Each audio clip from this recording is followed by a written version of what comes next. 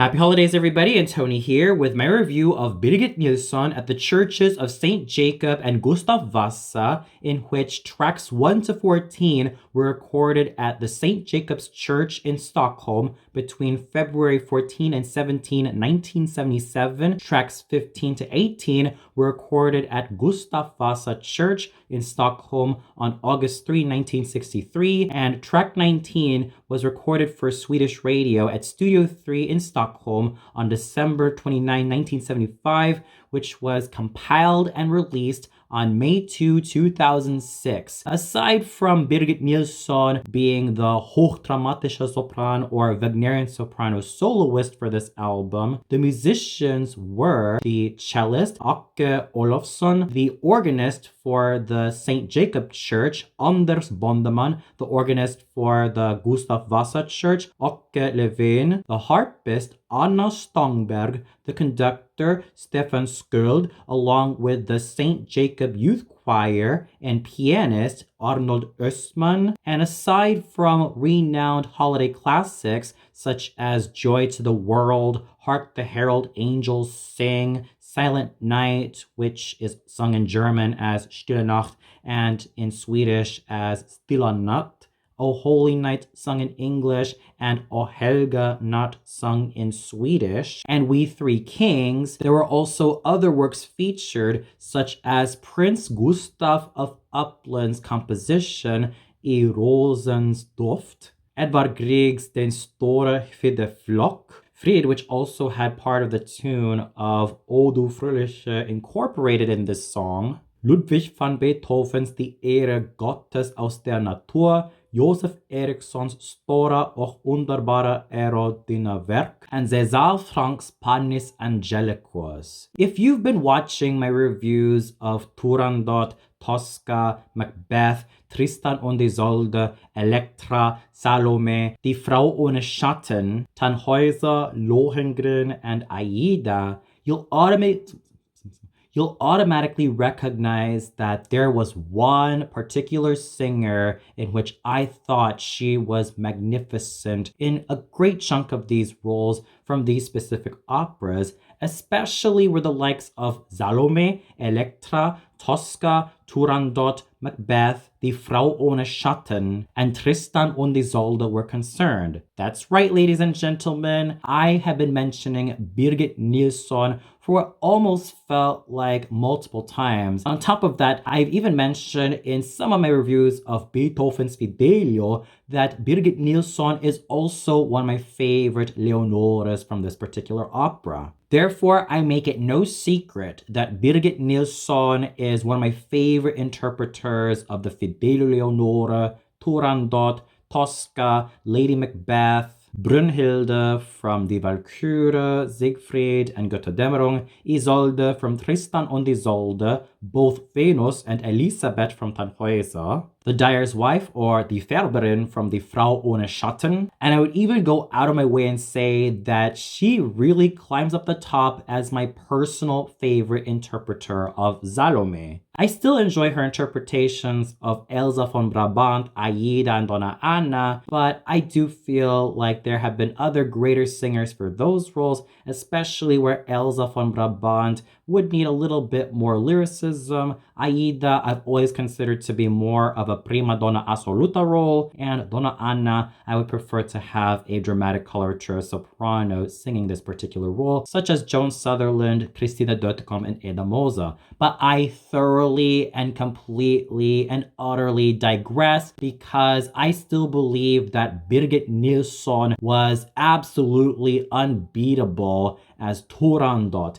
Elektra, Salome, Isolde, Brünnhilde, the Dyer's Wife, Leonore, both Venus and Elisabeth from Tannhäuser, and Lady Macbeth from Verdi's Macbeth. Whatever role she sang in that suited her Wagnerian soprano voice, she was thoroughly unbeatable. I've always fancied her blazing top notes and that full, rich, laser beam voice that she was renowned for. She took after the likes of Kirsten Flagstad, Frida Leida, Helen Traubel, Gertrud Kapell, Götta Ljungberg, Johanna Gadsky, Filja Litvine, and even both Lotte Lehmann and Maria Jeritza as one of the greatest dramatic sopranos, let alone Wagnerian sopranos, to have ever graced the stage, as well as made such a strong impression on her fellow dramatic sopranos / Wagnerian sopranos,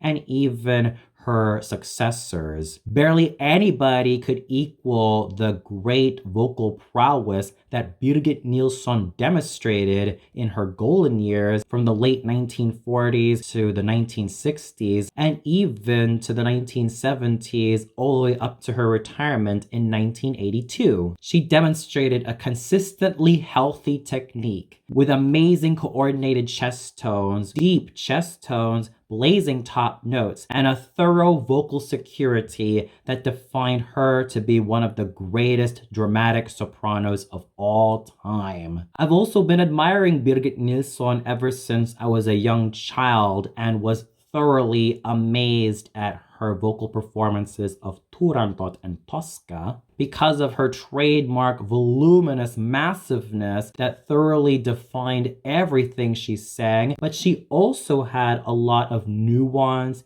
and great vocal acting to make a great chunk of her roles work, especially where the likes of Salome, Elektra, Isolde, Turandot, and Tosca were concerned. She was someone who threw herself into the drama both vocally and dramatically, and she did so with flair, élan, excellence, and outstanding perseverance from beginning to end. Even if she had a few off days, she was still unbeatable because she was a technically proficient singer, not only renowned for her huge voice that could fill up a theater, but also because of the strong discipline she always had as a true singing actress. This compilation of recordings that she did at the St. Jacob's Church and Gustav Vasa Church in Stockholm were also great evidences to show that even with her approaching 60 in 1977, she still had the amazing vocal goods to produce some exciting moments. And of course, let's also not forget that Birgit Nilsson was also at her vocally secure prime during the 1960s, which I would also argue was yet another one of her best decades aside from the 1950s. The 1970s demonstrated that she did continue to have that strong vocal security, as well as continue to let her huge, gorgeous, and mellifluous voice pour out of her mouth with pure abandon, even when she was slightly beyond her prime. And even with the 1970s kind of showing that she was a bit past her prime, Birgit Nilsson was still a technically secure singer. She still had sufficient vocal strength, stamina, and great prowess to let her voice ring, radiate, shine, and glow throughout the recording hall. And she demonstrated true artistry, performing charisma, and great stamina with everything she got from the 1960s to the 1970s, during the decades in which these recordings were compiled and therefore brought together in harmony. She was definitely nuanced in those Christmas carols, including her renditions of Joy to the World, Hark the Herald Angels Sing, We Three Kings, and her renditions of Stille Nacht in 1977 and Stille Nacht in 1963, plus O Holy Night in 1977 and O Helga Natt in 1963. I also enjoyed her rendition of The Holy City, which she was also able to sing with great authority, strength, and absolutely exceptional command of the text, as well as her voice to make it radiate and shine with that massive timbre. She also demonstrated tenderly nuanced yet sufficiently strong singing in her rendition of César Franck's Panis Angelicus, both in 1963 and in 1977. I still have to lean towards the 1963 recording because she was in much better form and in much stronger shape during that particular decade than she was in 1977. Even though she was slightly past her prime in 1977, there was one other quality that she ended up acquiring, which was that additional gain of a marbled tone in her voice that managed to be so full, rich, and glowing. That magnificent legato that she also preserved for many years, that was also evidenced in her rendition of Panis Angelicus, and even Ludwig van Beethoven's Die Ehre Gottes aus der Natur, Josef Eriksson's Stora och underbara Aerodynamwerk, and the final song featured on here, which was Prince Gustav of Uppland's composition I Rosens Doft, in which she also combined beautiful legato singing, wonderful nuance, and her trademark clarion power that she still maintained after many decades of singing. And also dare not forget about her rendition of Edvard Grieg's Den Store Vidde Flok, in which she also provided beautiful nuance, exceptional legato singing, and an overall strong technical prowess that demonstrated her overall stamina, strength, and charisma as a wonderful singing actress. Every Christmas carol, religious hymn, and sacred song that Birgit Nilsson sang was absolutely amazing. And it also demonstrated that between the 1960s and the 1970s, she still maintained her absolutely formidable technical prowess as a singing actress, thus preserving her instrument so incredibly well as taking great care of her voluminous, massive, and gorgeous instrument that she had been hailed for. There is a reason why Birgit Nilsson set the groundwork for succeeding dramatic sopranos, let alone succeeding Wagnerian sopranos. Her strong technical prowess, her great sense of flair as a singing actress, and her overall discipline that accompanied her voluminous voice so well proved to be at her absolute favor. Thus, it is no wonder why Birgit Nilsson is totally up there with dramatic sopranos to emulate, alongside the likes of Kirsten Flagstad, Helen Traubel, Olive Fremstad, Gertrud Grob-Prandtl, in which she was also compared to, as well as sang a couple of performances with her in Vienna, Frida Leide, Gertrud Kapell, Marjorie Lawrence, and even her younger colleagues, including Eileen Farrell, Leonie Rizenek, Ingrid Bjorna, Hildegard Hillebrecht, and Danica Mastilovic, just to name a few. The groundwork that Birgit Nilsson laid for exceptional singing, great control of the voice, integrating vocal and theatrical flair, and heaps upon heaps of discipline and great personality were in full evidence in her renditions of a lot of these Christmas carols, religious songs, sacred songs, and even Prince Gustav's romance in the final track. And while there are some reviewers who do feel that she was pretty much past her prime in the 1970s, I'm still willing to defend Birgit Nilsson during this decade because she was definitely one of those singers who demonstrated that she could still sound great in that particular decade. Even if she was approaching 60, she still managed to sound absolutely great as she did in her prime, but also acquired a lot more new vocal skills and a lot more new vocal attributes that made her performances gain a lot more in nuance and interest, and not just be another voice trumpeting with such huge majesty and great voluminousness. She definitely proved that she could sing not only with that great volume that she possessed, but also with nuance, clarity, and excitement, bolstering Birgit Nilsson's vocal performances from 1963 to 1975 to 1977 were the two organists, Anders Bondemann from the St. Jacob Church and Åke Levén from the Gustav Vasa Church, who are able to play so beautifully with nuance, interest, and distinction, no matter what Madame Nilsson sang. Åke Olofsson, whose cello playing was absolutely gorgeous, well-timed, and thoroughly nuanced. Anna Stångberg exercising nobility, grace, and absolutely beautiful splendor with her harp playing skills.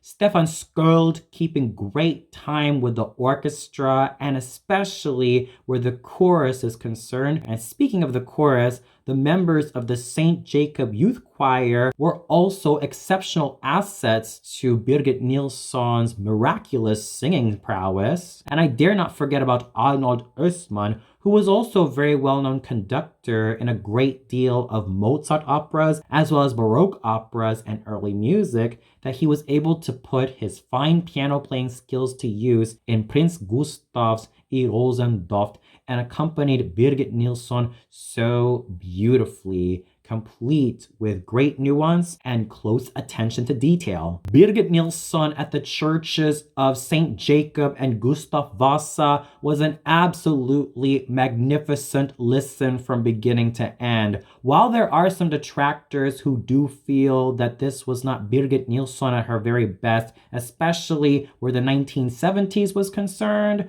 I still have to defend this album for also demonstrating that Birgit Nilsson can sound great and use her formidable technical prowess to preserve her voice so magnificently, even if she were kind of past her prime in the 1970s. Even if she were at that stage, she still relied on clarity, a beautifully marbled tone, and loads of interpretation to make her voice and her manner come alive with charisma, class, nobility, and style. And as I stated before, I make my admiration of Birgit Nilsson no secret at all because her technical, vocal, and theatrical prowess were all there. She was able to demonstrate that she had that great formidability as an artist that I have come to love, appreciate,